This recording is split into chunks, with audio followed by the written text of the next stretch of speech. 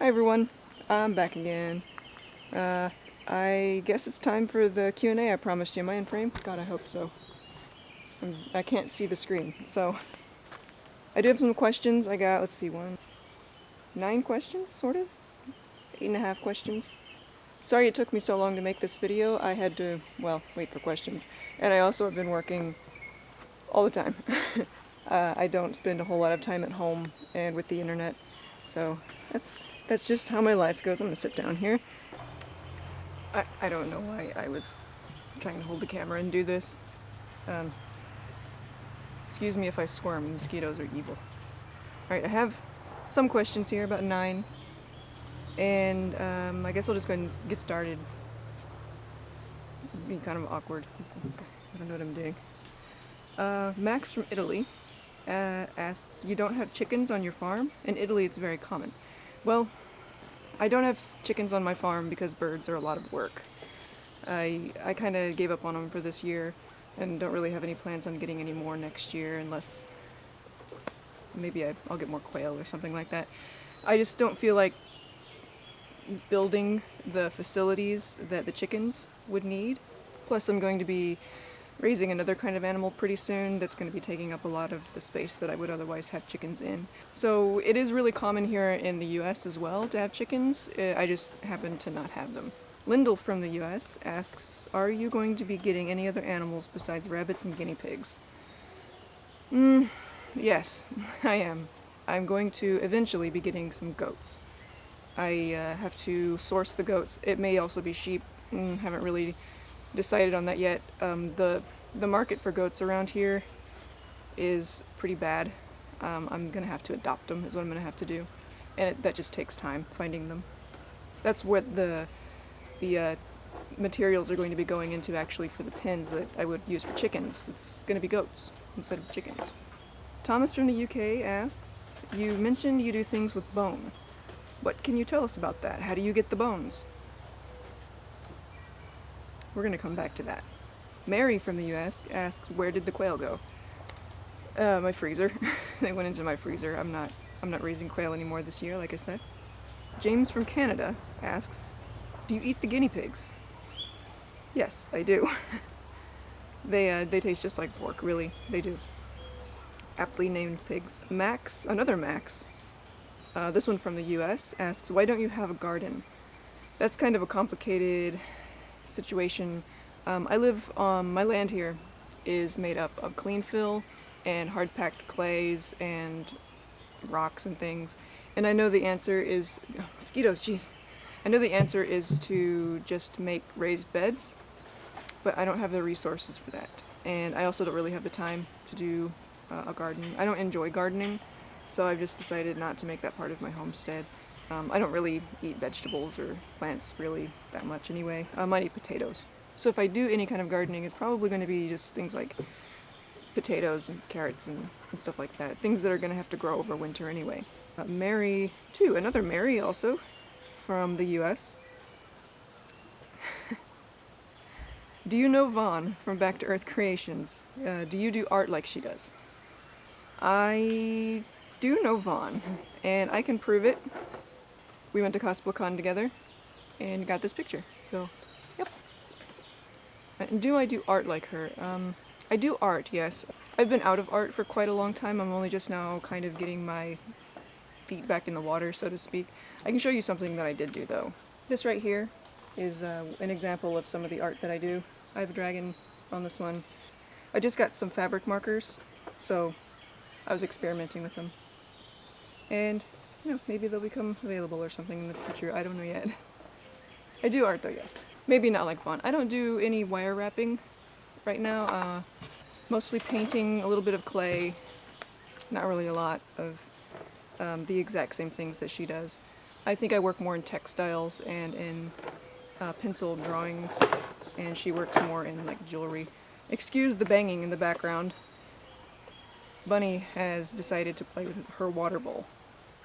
So let's travel this way. Tree is still on the van. I have a chainsaw in the van, but I have not been able to get to fixing it yet. Okay, see these things here? This is where I'm going to answer Thomas from the UK, your question. You mentioned you do things with bone, and what can you tell us about that? And how do you get the bones? So here I have some stacked tires, and what I do is, in order to keep the dogs away from the stuff, from the things I put in them, I stack them about 4 high. The dogs, they don't really bother them any. There's a bit of a stench that comes from it because it is dead stuff, but this is going to get kind of gruesome, sorry. So, in this one we got some fish. They're looking pretty ripe. They smell pretty ripe. Whew. You gotta have a strong stomach for this. And down here I've got some bones and skulls and things. Mostly skulls, I think, in this one. But yeah, that's what I do with these. And that's where I get my bones. All of the bones come from things that I have either collected legally, like those fish are non-native carp, and all of the bones in this one here, this one is, those are skulls from possums or raccoons, and there's a chicken in there, and that's where I did the guinea pig that died. Those come from animals that I've raised or have collected with a hunting trapping permit. Okay, so here's the last one. Brenda from the US. You would ask a question like this, or you would make a statement like this, kind of. Brenda, I know her from last year. She was one of the interpreters that worked with me at Montauk. Did you know you can find a star inside a cottonwood branch? If you take a dry cottonwood stick and snap it right at one of the joints, you see a dark star shape against the lighter wood. Well, it just so happens that this is a cottonwood tree that fell on my van. And it just so happens that there is a dry stick here. So, okay, here's our stick. It's just a dry stick. So here's the stick. Is it in focus? I don't know. But, oh, by golly, that is a star. Would you look at that?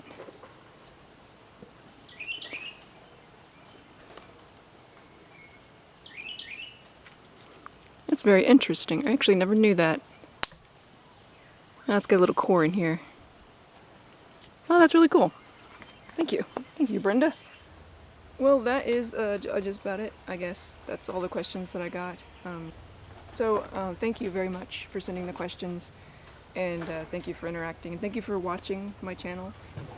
There's another announcement that I'm going to make, and this may be somewhat unpopular, but because I am working all the time and not able to spend very much time on videos due to work constraints, I've started a Patreon account.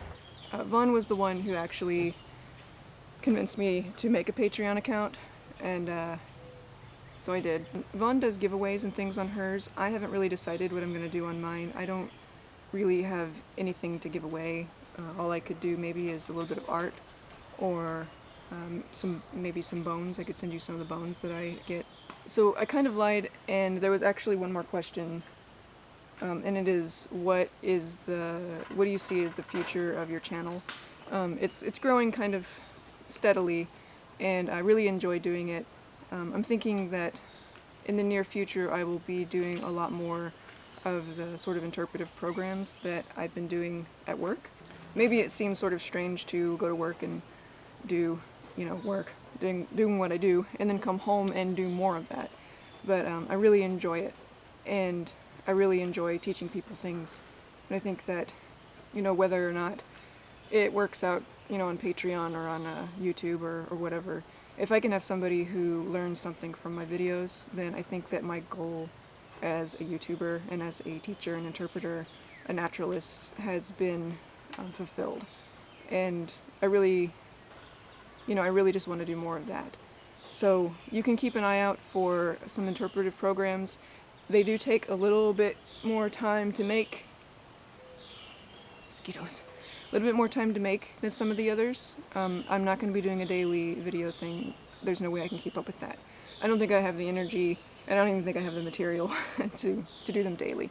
I'm trying to get enough money together to get some dermestid beetles. Dermestid beetles would drastically, infinitely speed up the amount, or like the turnover time between the raw maybe head or whatever it is that I'm wanting to clean, and the finished product. Right now I'm relying on nature to do it, and nature takes its time, and it's a lot stinkier, and I have to have these decay tubes hanging around the place, and they're pretty smelly. So really my goal in the near future is to be able to get some goats and, you know, get them all situated, and to get some domestic beetles, and to make a lot more time for YouTube, make more videos for you guys, because I really enjoy interacting with you.